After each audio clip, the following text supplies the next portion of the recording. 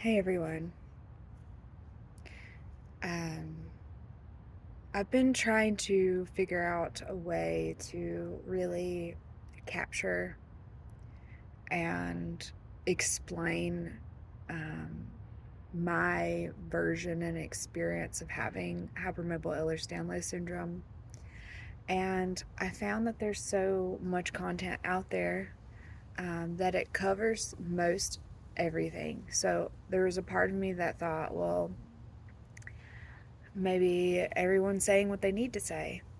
Um, but then I realized that there is something that I haven't seen that's not very prevalent, um, as far as I know, with my knowledge, looking around social media, online, and through YouTube.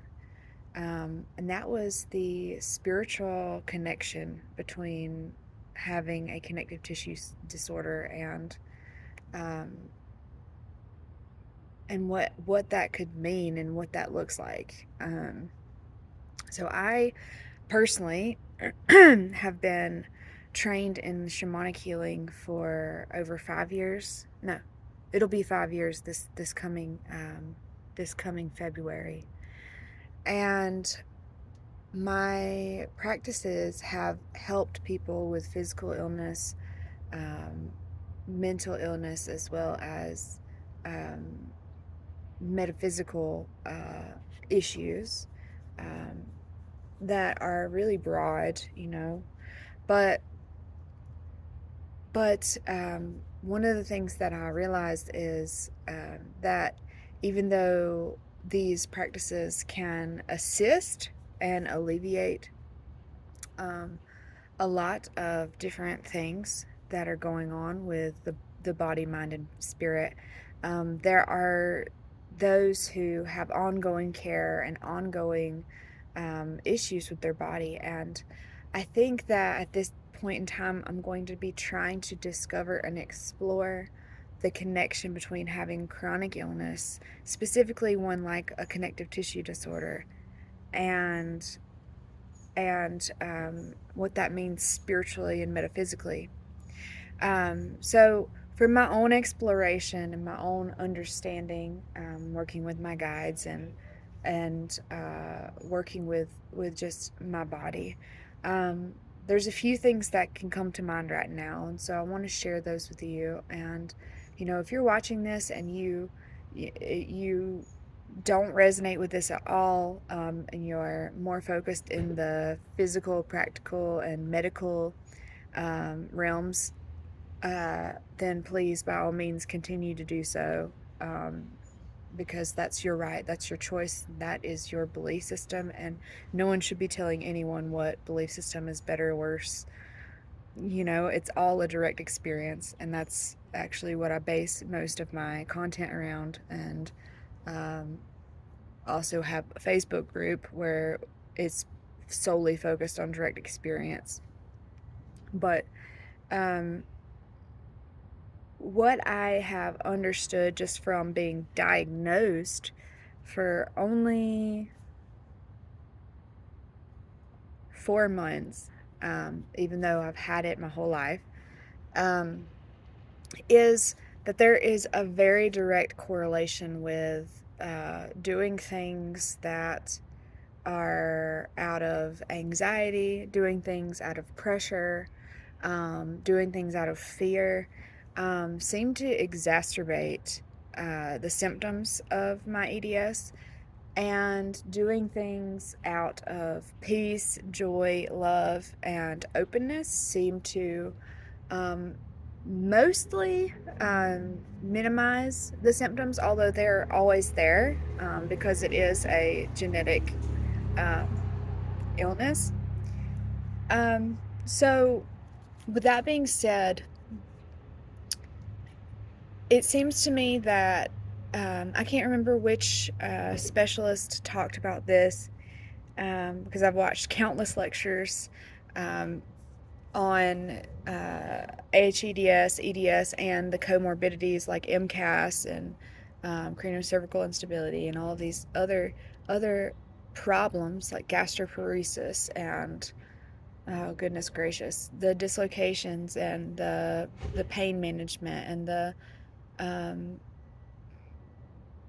I can't even remember all of them because there's so many related to a connective tissue disorder because it affects your entire body. But um, one of the things that I really understand at this point, and like I said, this specialist captured really beautifully, was that people who have this illness could be considered the canaries in the coal mine for what's going on in our environment, what's going on um, with our climate change and the weather, and general pollution. I mean, when we talk about something that creates a potential comorbidity like mast cell activation syndrome, which is what I've been diagnosed with as of 2 weeks ago, officially, finally.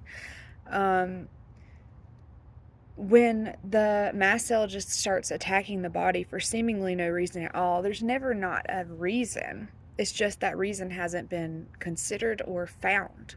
And I definitely noticed, um, like even yesterday, I was out and I live in Salt Lake City on the west side, and hopefully going to be moving to a small town in Bavaria where my husband's family lives by next year.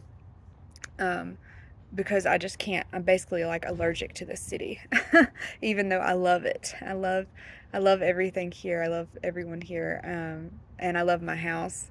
Um, but what I noticed was there was such a high pollution day. Now, any normal individual who has a normal, seemingly normal immune system and um, functioning body and is generally healthy can potentially get ill or get sick or have allergic like symptoms from pollution.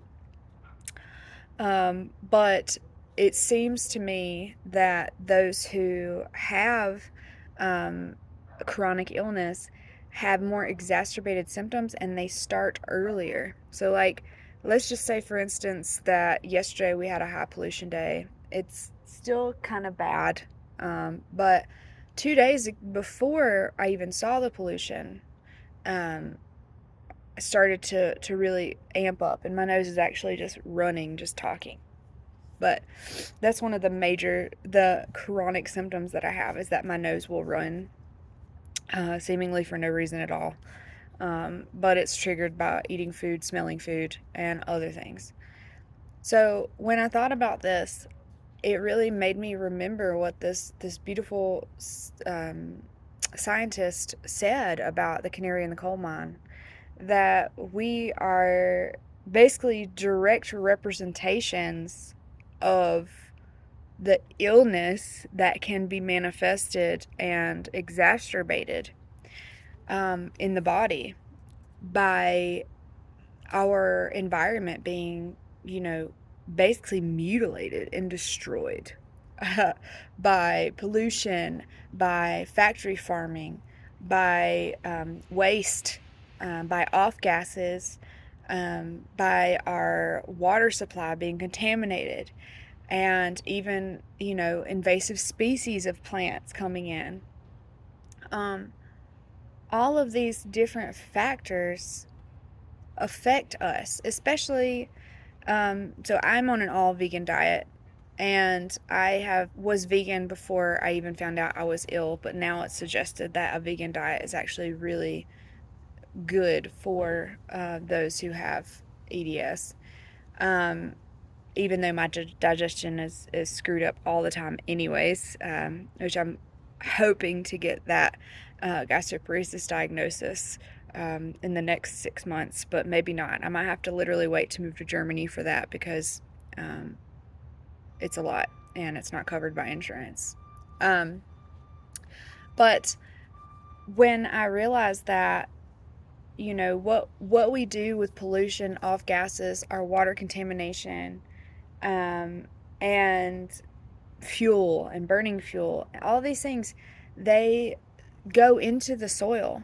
As a shamanic healer, one of my methods for sharing with people to help with feeling better and taking away illness is to literally root down your soul body into the soil and allow Mother Nature to take that on. And I realized something, that Mother Nature has the ability to recycle what we put into it. But if we're mostly putting into it things that are not good, then the recycling process could be, slowed down. It could be muddled. It could be not as good as it once was, because the whole process of us giving Mother Nature our illness, and giving Mother Nature our stress, and giving Mother Nature our doubts and fears, and letting her recycle that energy and give it back to us, is based on the concept that we are giving to Mother Nature good things too. We're giving to our energy, our environment, and our energetic body and this earth good things too. And if that is off balance, then what we receive could be off balance. So there's a huge theory about this, and I may go into this in my podcast. I have a podcast called Conduit of Spirit.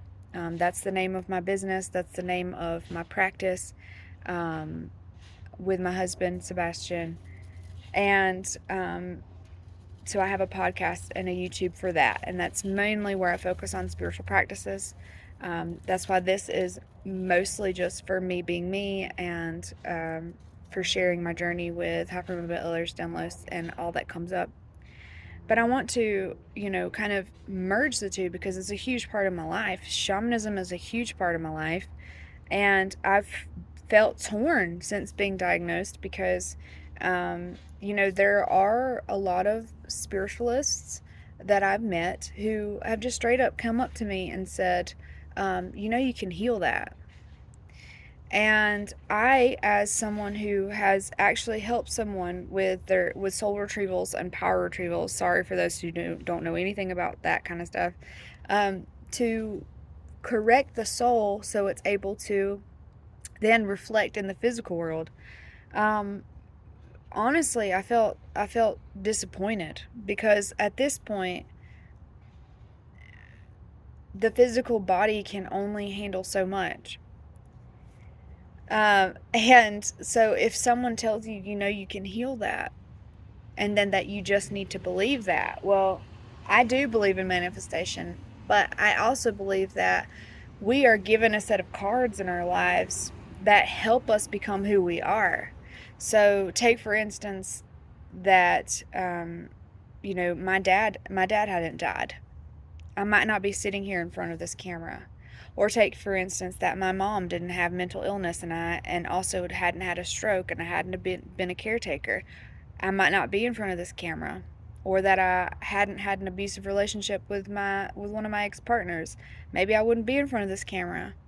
Or someone hadn't invented the cell phone. I wouldn't be in front of the cell phone camera. But the fact of the matter is that all those things did happen, and they led me to being right here, right now. Being diagnosed with hypermobile Ehlers-Danlos after years of chronic pain and illness, even using my spiritual practices to help assist with some of it, but not being able to completely cure this illness. I feel like I was meant to be here, to do this, to share this journey, and to share it in a way where maybe others haven't before. Maybe they have, and I just don't see it. And I'd love to know if you know anyone who's trying to correlate the spiritual with the chronic illness, like connective tissue disorders in particular. Please put them in link below, because we need to connect and link up with each other. But it just seems to me that, there's a lot of bypassing happening and a lot of denial. And one of the things that I particularly feel like, as a highly spiritual individual, I mean, living my life based on that, mostly. Well, everything is spiritual. It's just how you connect, and that's one of the things I say. But is that there's so much there's so much of, hey, this is the right way, and oh, this is the truth, and oh, this is how it should be done, and this is how it should be done, that people aren't just literally sitting and hearing people, hearing their pain, um, and acknowledging it and validating it. And some people say that, like, you don't need validation. You shouldn't have any. You shouldn't need anyone to validate you. But if you don't need anyone to validate your feelings, or to understand what you're going through, then why the fuck are we here together? Why are we here as a community? Why are we supposed to have friends or relationships? Are relationships just for us to walk around not getting intimate and deep about issues? Or are they for us to literally be able to share our sorrows and hear that support? I mean, that's why the mental illness and psychology industry is a multi-million dollar industry. Now, I'm not saying that we should have mental illness. I know that it's one of those things that is really difficult to even consider that we should have it. Um, there's a lot of should and could, but I think the fact of the matter is to find your own truth and to find your own belief system. Right now, I'm still a little muddled. I'm having a little bit of trouble trying to really make sense of all of it. So, my guides just say take each day one step at a time. Some of those days are okay, some of those days are great, some of those days are really difficult. But what I do know is that the more I take it one step at a time and do what I feel like doing in the moment, the less pressure I feel to make anything else out of it. The less pressure I feel how to try to make sense of it and just live it. Just live what's there. Um, and one of the things that really helps with that is not being on social media, that's for sure. Because when you see all of these people telling you how you could be better, how you should be better, how you can be better, I actually had a breakthrough the other day talking about or thinking about, you know, this industry for us to continue to be better. And I absolutely believe that you should work on being more conscious, not only for yourself, but for the earth. Like, more importantly, for the earth, because the earth is supposed to help you if you help it. And that's one of my major belief systems. But, and again, that's opinion and not pushing an agenda. It's just me sharing my opinion. Um, is the ability to understand that the more that we are trying to be better tomorrow, the less we are being better now, right? It's like, there's that analogy of the husband that goes to work and he works every day. He just cranks out work and has all this money. And his kids are like, "Where's my daddy? Where's my dad? I don't get to see him." And then maybe he has a heart attack, or maybe the kids grow up and he's still working hard and they never had that experience, that one-on-one closeness with him because he was trying to work. And please do not think that I'm trying to say that you shouldn't work. I think that everyone needs to put in time and energy into something in order to get a result. It's just part of human nature. And I do know that our society and um, our economic industry is completely flawed, and so there is a lot of injustice and imbalance and um, suffering happening. But I think, again, going back to what I was saying, is that in an industry where people are having whole businesses on trying to help you be a better person, it is being so much about helping you be a better person that it's less about accepting you for who you are.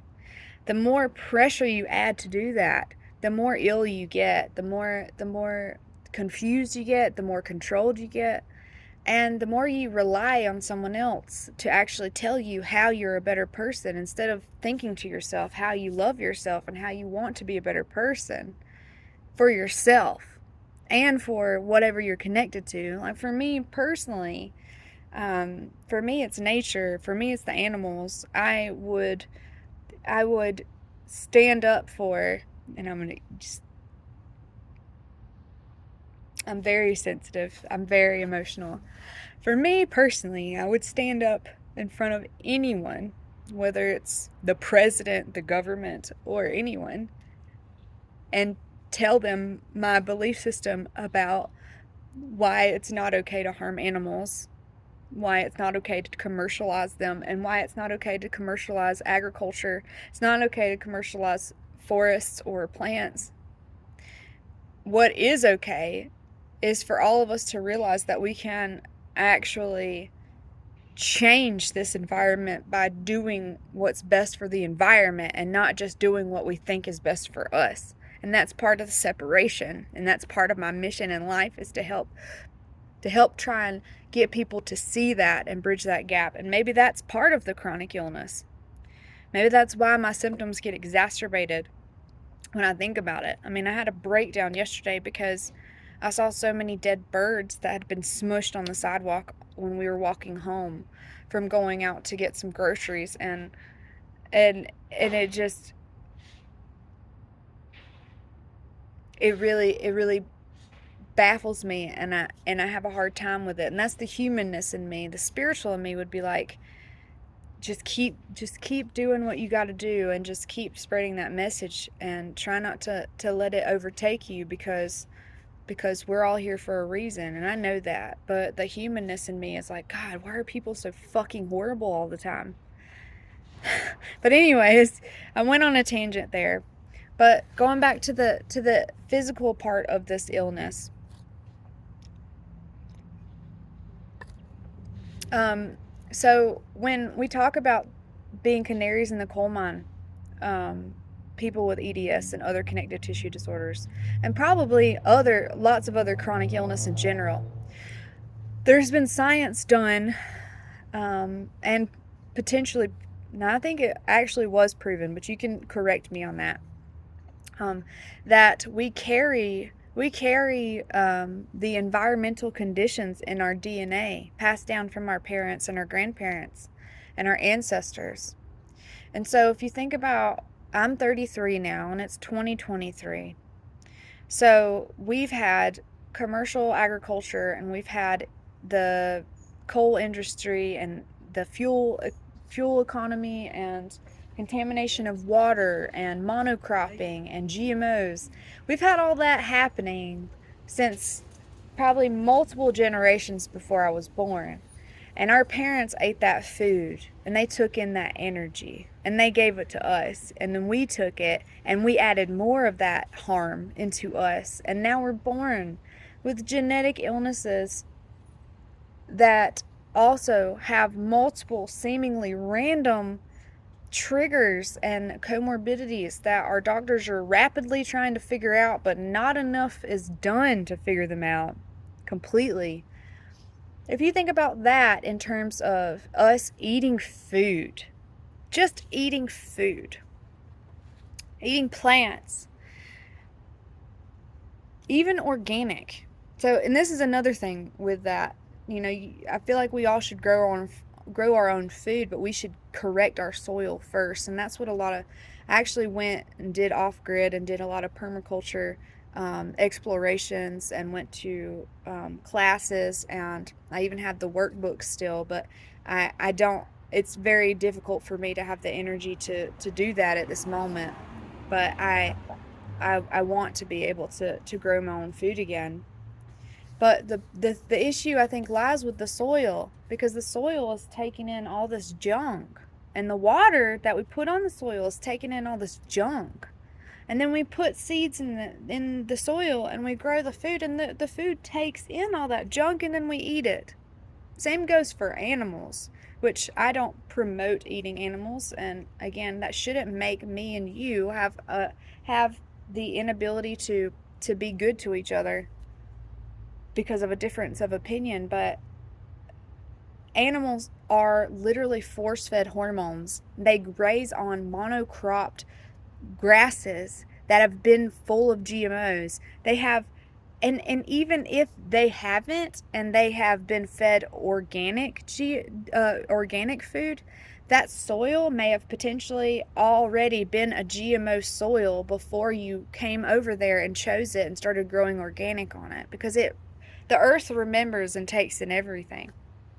So if you're eating food that has been forced to have hormones, and also has been forced to be tortured, even the energy of torture that goes into animal consumption, you're taking in that energy as well as the toxins from the soil, from the agriculture. All that goes into you.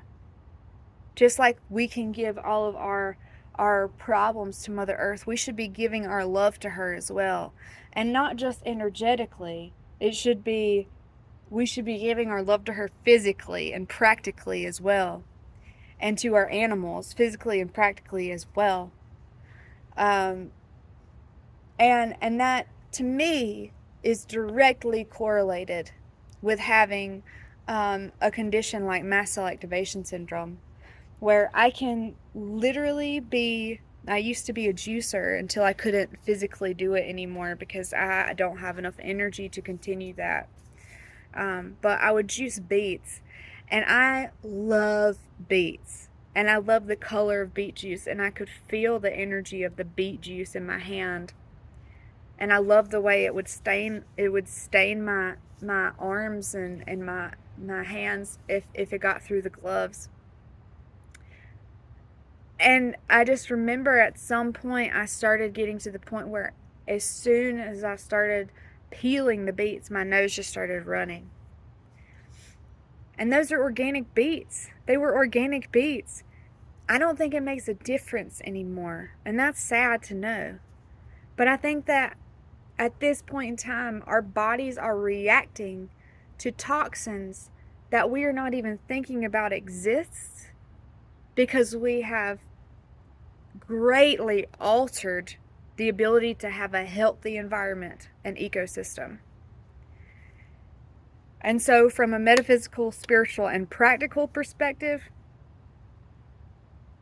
I can only say that could be attributing to what's going on with us with connective tissue disorders. If food is one of the most important things that you need to put in your body, and it doesn't have the necessary building blocks to grow correctly, and then you ingest that, and that's all you've ever known, and you were born from parents who also ingested faulty building blocks, it alters your DNA, and then you have all this illness. So I don't know if this is meant to be positive, but I do know that it's meant to be my own version of sharing what's going on with me. I've done quite enough of these shorts talking about just what's been going on with me day to day, but it's all been practical. It's all been physical, and I thought, you know what? Today is the day. We just had the full moon. I'm going to share the metaphysical understanding of this. So, when I said earlier that my symptoms seemed to be exacerbated by feeling pressure and having fear and anxiety, well, it's not just my fear and anxiety. Like, I am an empathic individual, highly spiritual, and when I say highly spiritual, it's because I can literally look at a blade of grass and have a full out of body experience. You can call me crazy if you want to. I can say that I don't use any psychoactive substances. I don't do any sort of stimulants or any sort of illegal substances or plant medicines, except for just eating and having teas and using herbal medicines to help me with my health. I don't need them, because everything that I experience, my body is receptive to, is highly sensitive, and allows me to have that experience. And when I understand that I'm having chronic illness, whether it's not being able to sleep, literally having heat waves and heat flashes out of nowhere, my joint pains being triggered, and not knowing exactly why, I've literally written down a journal. And all I can say is, and then of course the craniocervical instability. Like I'm basically not riding my bike as much anymore because of the craniocervical instability, and I have to wait till I can gather the money. So if you want to help me out, I have a GoFundMe, and it is literally it's $2,000, and it's basically just the basic level of care for me at the moment to be able to buy the prescriptions for my digestive issues that are holistic, to buy a crossbody braid so I don't have to keep wearing multiple braces and taping, and I can just wear this whole system and it takes care of everything, hopefully. Um, as well as just doctor's visits and travel to doctor's visits. Um, that way I can really keep exploring this and understanding that the more that I find, the more diagnoses that I have, the more that I found that I've been having, because I'm a highly sensitive individual. I got before the doctors even knew what was going on with me. Um, I got diagnosed with hypersensitivity pain syndrome, which is basically layman's terms for having pain and is very sensitive to pain, which is so interesting because I have chronic pain all the time. I've had chronic pain, and I would say that I'm more desensitized than anything. The sensitivity is to other people's energy. The sensitivity is to feeling other people's pain, which is potentially contributing to illness. And I try hygiene, energetic hygiene, and boundaries. And there's only so much that you can do to block off the pain that other people feel around you, the pain that the plants feel because we're destroying the environment, the pain that the air feels because it's being polluted with all this bullshit, the pain that our entire earth feels because it knows that it's being destroyed.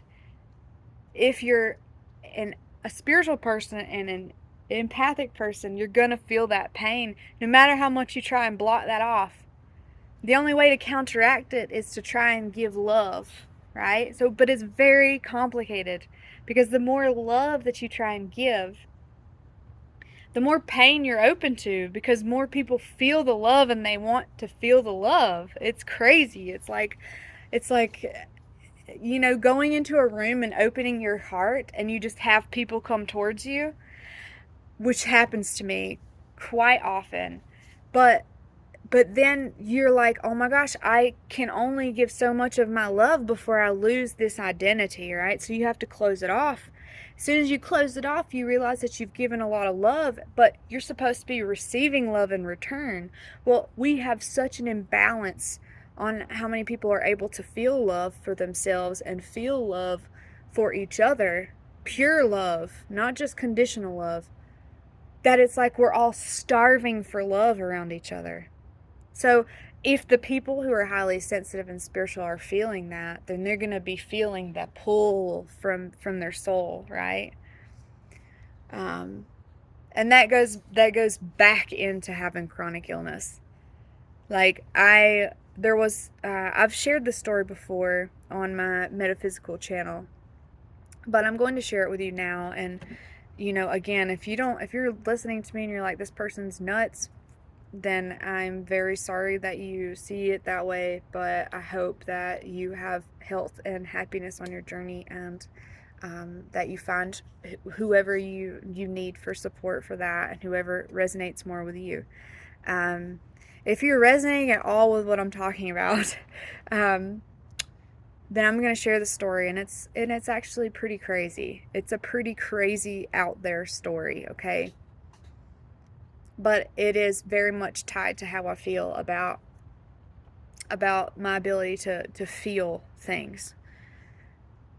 So there was a my partner at the time, this was like years ago, he had a best friend, and that best friend had a daughter. And we they lived in another town, and so we it's not like we talked very often. I never met this daughter, never really saw her too much, only saw briefly a few pictures.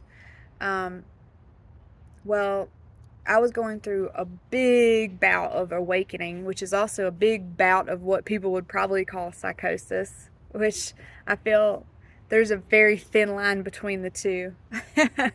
um, but if if you understand what a spiritual awakening is and how that feels, it's not glorious and oh, it's more like, oh my god, what is happening? This is so crazy.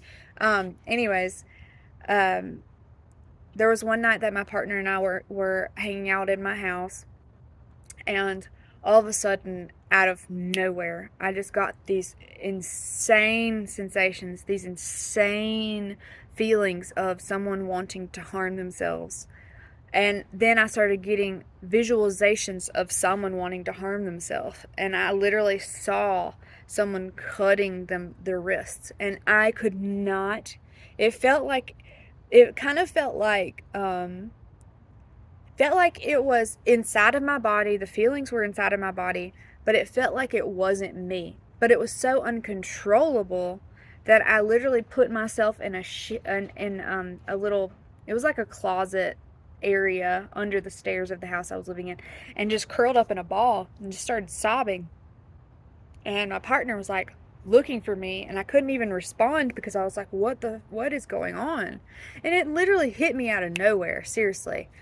It's not like I was like depressed and then went into a suicidal thought. It was like literally someone hit a button and I was feeling it and I was seeing in my mind that someone was harming themselves. So I would say after an hour of feeling like this, I was so distraught, and my partner was like, "What's going on?" I tried to tell him. He was like, "Holy crap, that's crazy. Are you okay?" And I was like, yeah, I mean, I'm okay. I don't know what happened though. I don't know why. And I was terrified because out of nowhere, you feel like that all of a sudden and you can't control it. Well, it subsided, and then we basically just like ended up talking till late in the night, and then we went to bed. Wake up, and I don't know if it was the next morning or if it was the day after that, but his friend called him crying, saying that her daughter, sorry, this trash. I'm just gonna give this a minute.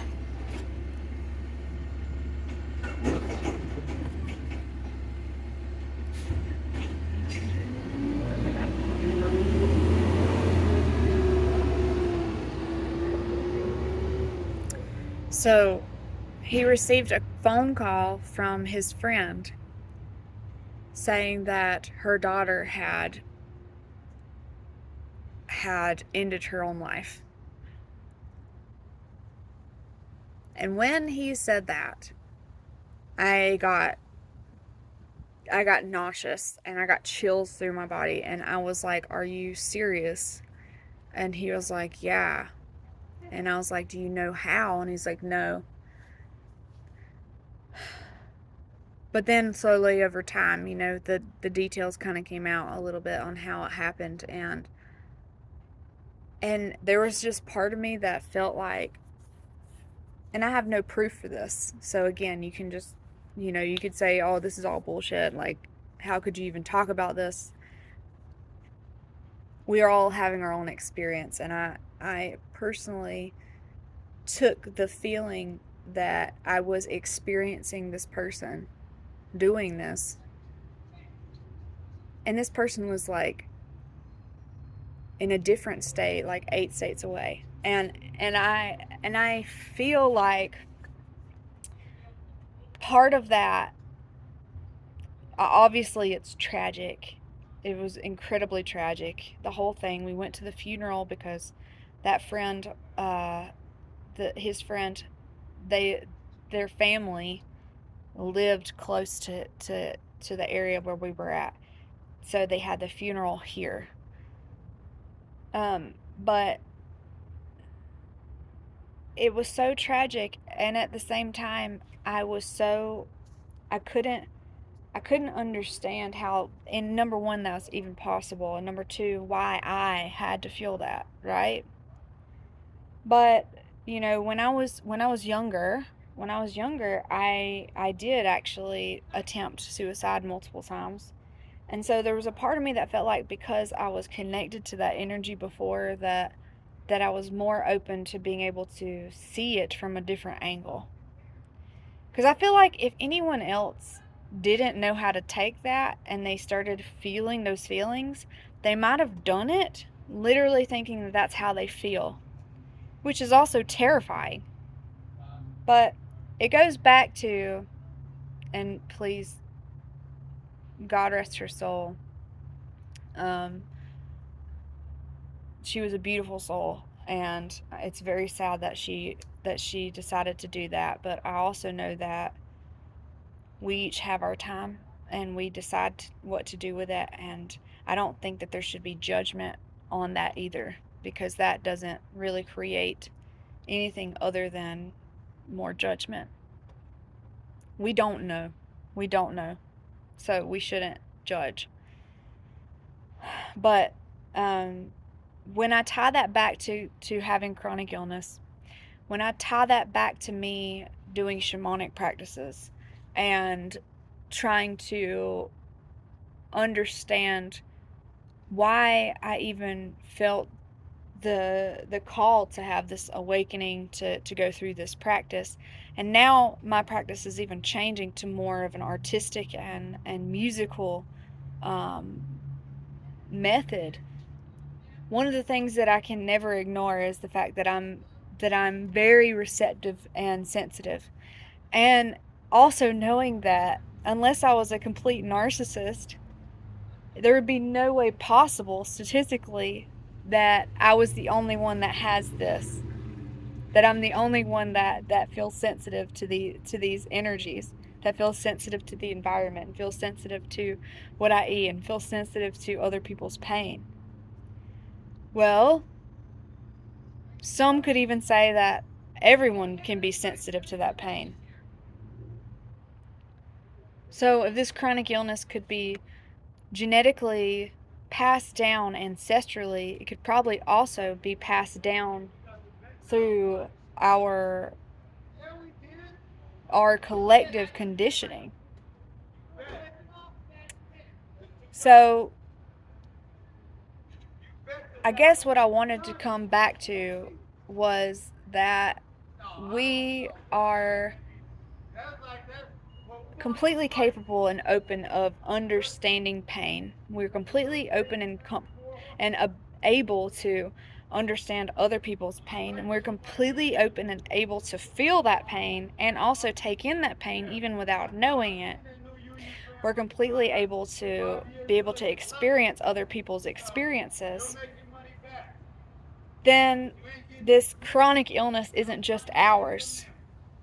The chronic illness is everyone's.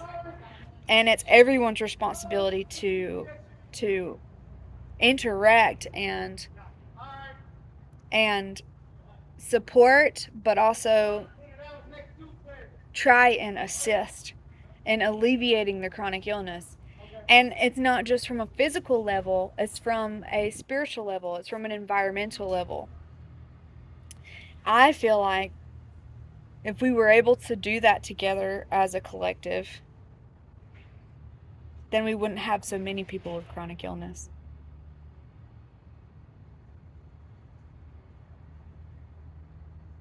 And I guess that's the long story to that point. So I'm gonna keep doing videos. Some of them will probably be like this. Some of them will probably talk about just general physical things happening with me, and updates, as well as my journey to that. But thank you so much for listening, for being here, and for allowing me to share this. Um, I really am grateful that I even have a camera that I can record this and share with potentially thousands, if not hundreds of thousands or more people. Um, so just if you can, just support me by liking this video, sharing it out to those who you feel may need to hear it, subscribing to my channel if you're watching on YouTube, or following me on my podcast if you're watching on the podcast. And also, if you could, there's a link down below. It's a GoFundMe, um, and it is for my medical costs. Um, if you felt the need to share that link to your friends or family, please do that. If not, donating also really helps, or even just sending out good energy helps as well. Um, I really appreciate your time, and I know that time is valuable. So thank you very much, and I will see you soon.